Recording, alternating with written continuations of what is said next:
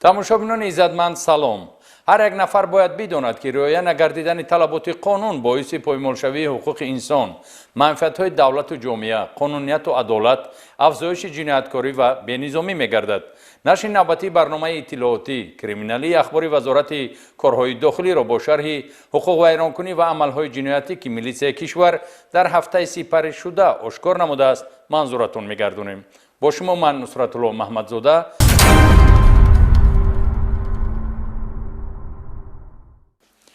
хашму ғазаби яклаҳзаина ба он сабаб гардид ки нафари рӯзгор дида набераҳои худро аз меҳри падарӣ маҳрум намуда муддатҳои тӯлонӣ ҳаёти худро паси панҷара хоҳад гузаронид.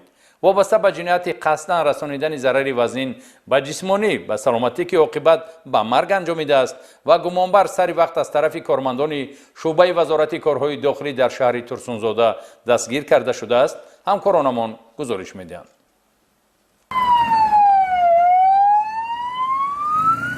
вақте ки хусумату бадбинӣ дар замири инсон ҷой мегирад, ваҳшоният сиришти ӯро фаро гирифта ақлу иродаи худро аз даст медиҳад.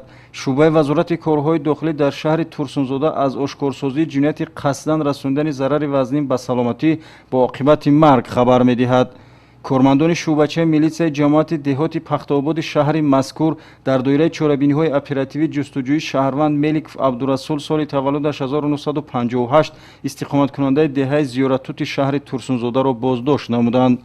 сарзадани ҷинояти мазкур аз муносибатҳои носолими оиладорӣ сарчашма мегирад. тавре гумонбаршуда нишон дод медиҳад кирдори ҷиноятӣ санаи 10 июни соли 2023 содир шудааст.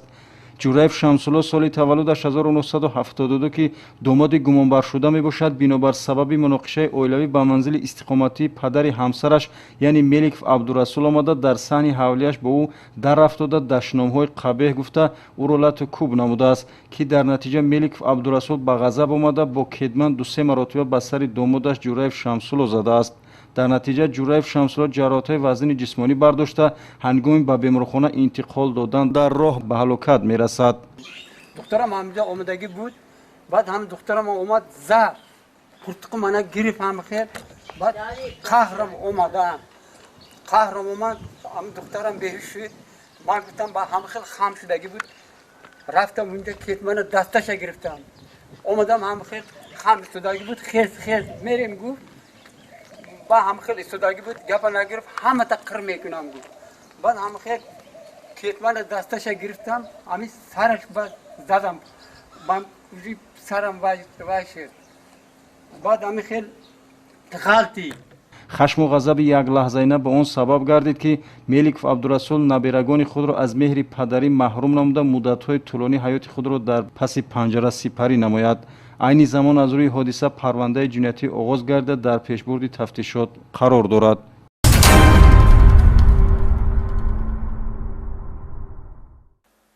кормандони шӯъбаи вазорати корҳои дохилӣ дар ноҳияи исмоили сомонии шаҳри душанбе як нафарро бо ҷурми несту нобуд кардани молу амвол боздошт намуданд. боздошт гардида пас аз оне ки 170 000 сомониашро дар нуқтаи бозиҳои букмекерӣ бой медиҳад, аз ҳиссиёти қаҳру ғазаб бо истифода аз сӯзишворӣ нуқтаи букмекериро оташ задааст. сироҷиддин шакурӣ дар ин хусус маълумоти бештар дорад.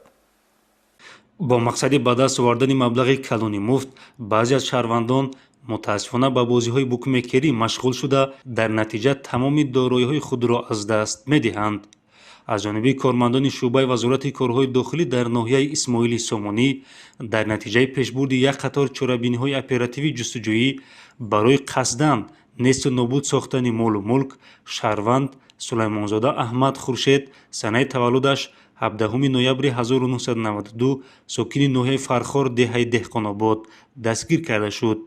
зимни пешбурди корҳои тафтишотӣ муайян карда шуд ки номбурда муддати тӯлонист ба бозиҳои бурдноки букмекерӣ машғул гашта пайваста маблағҳои худро аз даст медодааст. аз ҷумла санаи 5 июни соли ҷорӣ низ дар нуқтаи букмекерӣ ҷамъияти дорои масъулияташ маҳдуди ирсол тенниси теҷе маблағи калони худро аз даст медиҳад.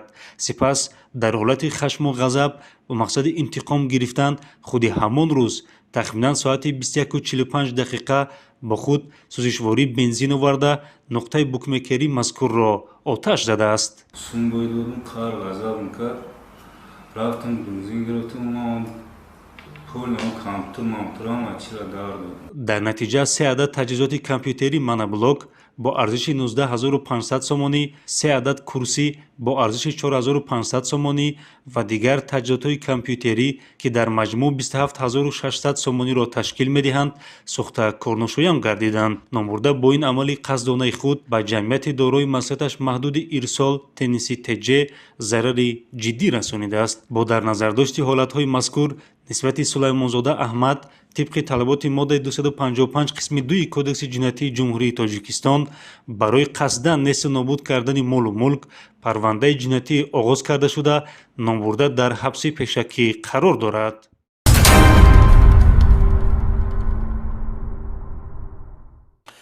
сокини 30 солаи ноҳияи ҳамадонӣ ки 10 маротиба барои содир кардани ҷинояти дуздӣ адои ҷазо намудааст, маротибаи 11 боз равонаи маҳбас мегардад.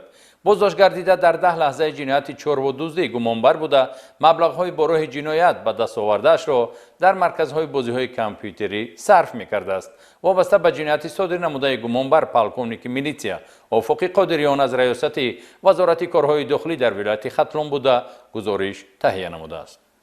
ба шӯъбаи вазорати корҳои дохилӣ дар ноҳияи кӯшониён чанд нафар аз сокинони ноҳияи мазкур бо ариза муроҷиат намуданд ки шахсони номаълум чорвоҳои калони шохдорашонро аз манзилҳои истиқоматиашон дуздида аз ҷои ҳодиса ғайб заданд.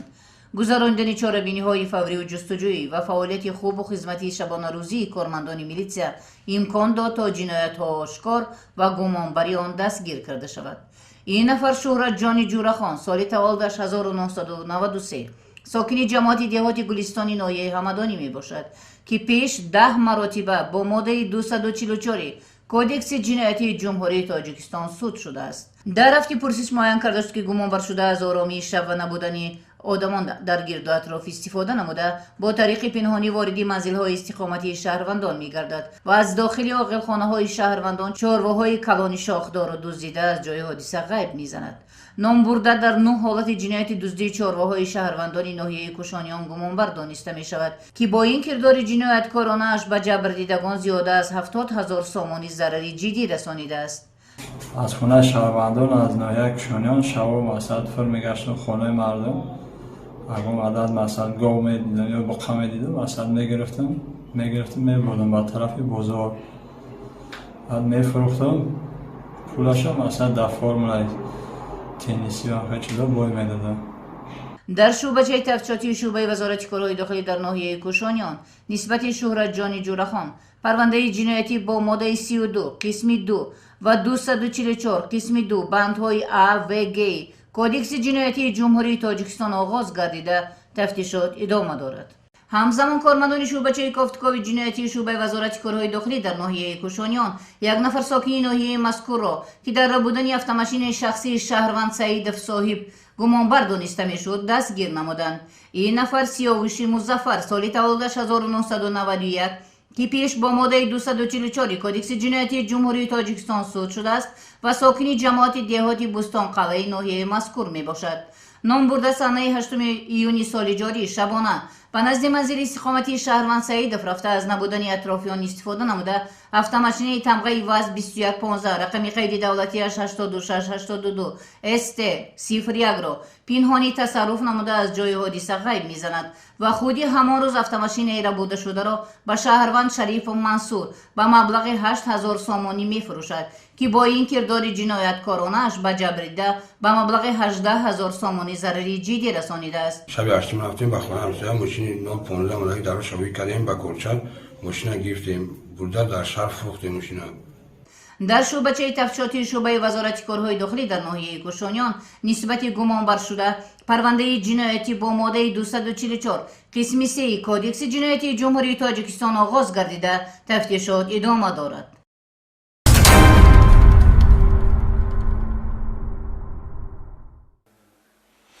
дар шӯъбаи вазорати корҳои дохилӣ дар шаҳри Истарафшан нисбати як нафар сокини шаҳри мазкур тибқи талаботи моддаи 247 кодекси ҷиноятии ҷумҳурии Тоҷикистон парвандаи ҷиноятӣ оғоз карда шудааст. нафари гумонбар ба боварии 2 нафар бародарон даромада 2 адад воситаи нақлиёти онҳоро гирифта ваъда додааст ки фурӯхтаву маблағашро ба онҳо бармегардонад, аммо то ҳол гумонбар маблағи аз они худ кардаро бар нагардонидааст.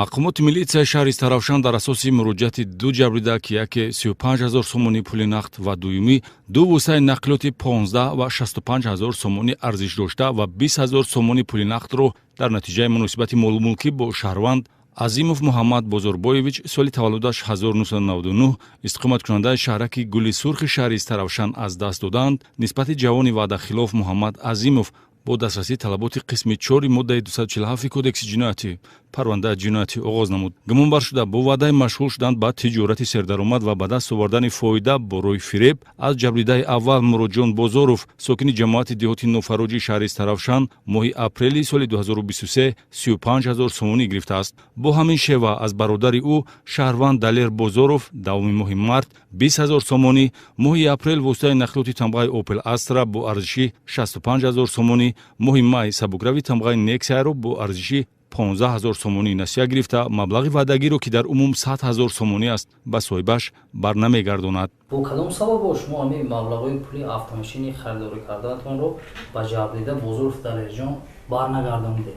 ва якон одам принсип кард, гапҳои қабеҳ зад, ман гуфтам ки мегирӣ якон пулата. тафтишоти пешакӣ муайян намуд ки гумонбаршуда қасдона ба тақаллубкорӣ машғул шудааст. чунончи воситаи нақлиёти тамғаи Nexia-ро 15 000 сомонӣ нақдгузорӣ карда 10 000 сомонӣ фурӯхтааст, ё ин ки сабукрави тамғаи Opel Astra ба ӯ бо арзиши 65 000 сомонӣ дастрас гардида бошад ҳам фавран 50 000 сомонӣ фурӯхта шуда гумонбаршуда Муҳаммад Азимов маблағи ба дастовардаро ба эҳтиёҷоти шахсӣ сарф кардааст. далелҳои дар парвандаи ҷиноятӣ ҷамъоварӣ шуда исбот менамоянд ки додугирифти гумонбаршуда бо ҷабридаҳо дар ибтидо хислати мардумфиребӣ дошта бо услуби классикӣ анҷом дода шуданд, яъне бо ин роҳ гумонбаршуда мехост танҳо эҳтиёҷоти пулии худро қонеъ созад. дар умум зарари расонда шуда 135 000 сомониро ташкил медиҳад.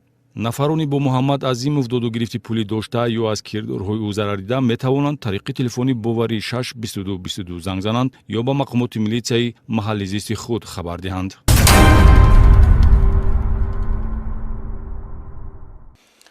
бинандагони азиз, ин буд шарҳи он ҳама хабару ҳодисаҳои ҷиноятие ки дар ҳафтаи сипаришуда кормандони милитсия ба қайд гирифта ва мо қисме аз онро манзураи шумо намудем.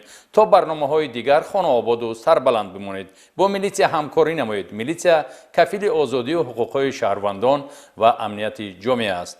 хайр.